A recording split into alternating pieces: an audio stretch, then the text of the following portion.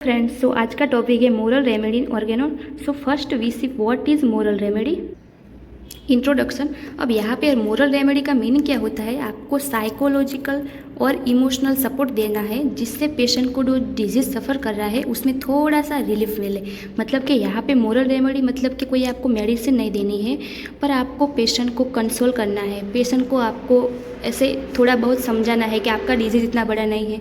ऐसे हम आपको उसको मोरली सपोर्ट देते हैं, उसको साइकोलॉजिकल सपोर्ट देते हैं, जिसको बोलते हैं moral remedy according to Samuel Hahnemann. अब हानेमन सर के अकॉर्डिंग क्या था कि जो माइंड एंड बॉडी होती है वो दोनों क्लोजली रिलेटेड होते हैं। इसलिए यहाँ पे कोई भी डिजीज़ आपको होता है तो उसमें मेंटल स्टेट होता है वो इम्पोर्टेंट रोल प्ले करता है।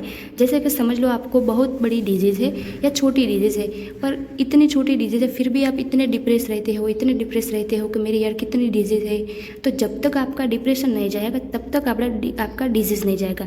इसलिए फर्स्ट आपको जो आपका मेंटल स्टेट है वो हेल्दी होना चाहिए, तब आपका डिजीज़ होता है वो आपको आप चला जाता है। तो इसलिए हानेमन सर ने यहाँ डिस्क्राइब किया है मोरल रेमेडी। अब उसका कॉन्सेप्ट कहाँ से आया, तो हानेमन सर ने सोचा कि जब भी आपको कोई डिजीज़ होता है या आप हेल्दी स्टेट में हो, दोनों में आपका जो माइंड स्टेट होता है वो इम्पोर्टेंट होता है। इन साइकोसोमेटिक कंडीशन मतलब कि आपको कोई मेंटल डिजीज़ या ऐसा कोई डिजीज़ है या आप कोई मेंटली सफ़र कर रहे हो, तब आपके जो फिजिकल सिम्टम होते हैं वो प्रोड्यूस होते हैं। तभी हानेमन सर ने एक मोरल रेमेडी जैसा कॉन्सेप्ट किया, क्योंकि आप कोई भी डिप्रेशन या एंजाइटी ऐसा कुछ सफ़र कर रहे हो तो इसकी वजह से आपके ऑलरेडी जो फिजिकल सिम्टम है वो भी शो हो गए। तो जब तक आपके जो मेंटल सिम्टम क्योर नहीं होंगे तब तक आपके फिजिकल सिम्टम भी क्योर नहीं होंगे। अब patient is depress mental state मतलब कि अगर पेशेंट डिप्रेस मेंटल स्टेट में है तो वो कभी भी रिकवर नहीं हो पाएगा। इवन विथ मेडिसिन लेके भी वो रिकवर नहीं होगा जब तक उसका जो डिप्रेस स्टेट है वो नहीं चला जाएगा। अब यहाँ पे हानेमन सर का व्यू क्या था, उन्होंने बोला था कि जब भी आपके पास कोई पेशेंट आ रहा है तो फिजिशियन को उसको कंसल्ट करना चाहिए, उसको गाइड करना चाहिए, मोरली सपोर्ट देना चाहिए। इसलिए यहाँ पे वर्ड किया है मोरल रेमेडी। मतलब जब तक पेशेंट को आप मोरली सपोर्ट नहीं दोगे, मोरली गाइड नहीं करोगे, तब तक आप अच्छे फिजिशियन भी नहीं हो और उसका जो पेशेंट है उसका डिजीज़ भी नहीं जाएगा। Use of confidence building and psychological support help in recovery. जब तक पेशेंट को आप कॉन्फिडेंट बिल्डिंग नहीं करोगे या उसको साइकोलॉजिकल सपोर्ट नहीं करोगे तब तक उसकी रिकवरी पॉसिबल ही नहीं है। मतलब जब तक आपको रिकवरी डिजीज़ की करवानी है तो पहले आपको साइकोलॉजिकल सपोर्ट देना इंपॉर्टेंट है, कोई भी छोटा या बड़ा डिजीज़ हो।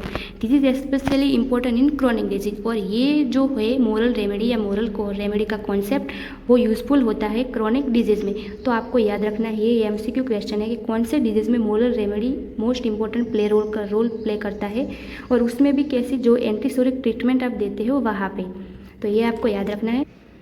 What is principle of moral remedy? When a person compare his suffering with another who is worsen off, he feels relief and satisfaction. अब यहाँ पे क्या होता है कि पेशेंट ऑलरेडी सफ़र कर रहा है, पर जब उसका जो डिजीज़ है वो छोटा है और जो उसका जो और सफ़र वाला कोई और बड़ा डिजीज़ वाला पेशेंट है, तो जब उसको वो देखेगा तो उसको ऐसा हो यार नहीं, इससे तो मेरा छोटा ही डिजीज़ है, तो ऐसे उसको सेटिस्फेक्शन मिलेगा या रिलीफ मिलेगा। Diseases relief act as a moral remedy. यही जो रिलीफ मिलता है उसको हम बोलते हैं मोरल रेमेडी। ये है हमारे मोरल रेमेडी का प्रिंसिपल या कॉन्सेप्ट। Now example. अब ये जो मोरल रेमेडी के एग्जाम्पल है वो आपको याद रखने हैं, क्योंकि वो वाइवा में पूछते हैं। फिजिकल एग्जाम्पल, जैसे कि पेशेंट है उसका वन हैंड है वो लॉस है तो इससे वो डिप्रेस है, पर जब भी वो दूसरे पेशेंट को देखता है कि उसके दोनों हैंड लॉस है तब उसको ऐसा फील होगा नहीं यार मेरे पास एक तो हैंड है, तब वो अच्छा बेटर फील करेगा। इससे उसका जो मेंटली होता है उसमें उसको थोड़ा रिलीफ मिलेगा। तो ये ऐसे एग्जांपल जिसको बोलते हैं मोरल रेमेडी।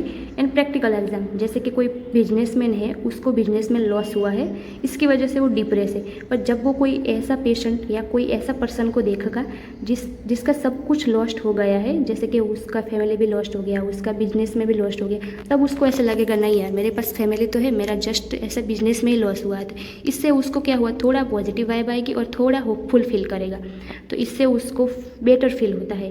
तो ये आपको एग्जांपल याद रखने हैं। ये है मोरल रेमेडी के एग्जांपल।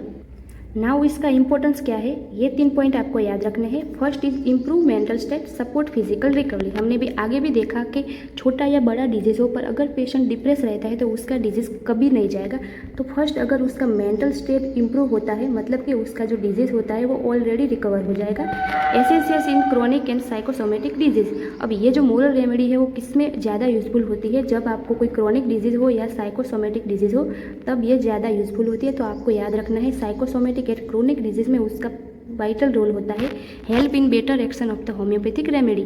अब यहाँ पे क्या होता है कि ये एलोपैथी और ऐसे सिस्टम में तो इतना मोरल रेमेडी का नहीं होता है, पर हमारी होम्योपैथिक रेमेडी में उसका बेटर एक्शन होता है कि होम्योपैथिक रेमेडी में अगर उसको मेंटल स्टेट अच्छा है तो उसके ऑलरेडी सिम्टम, आधे सिम्टम तो ऐसे ही रिकवर हो जाएंगे।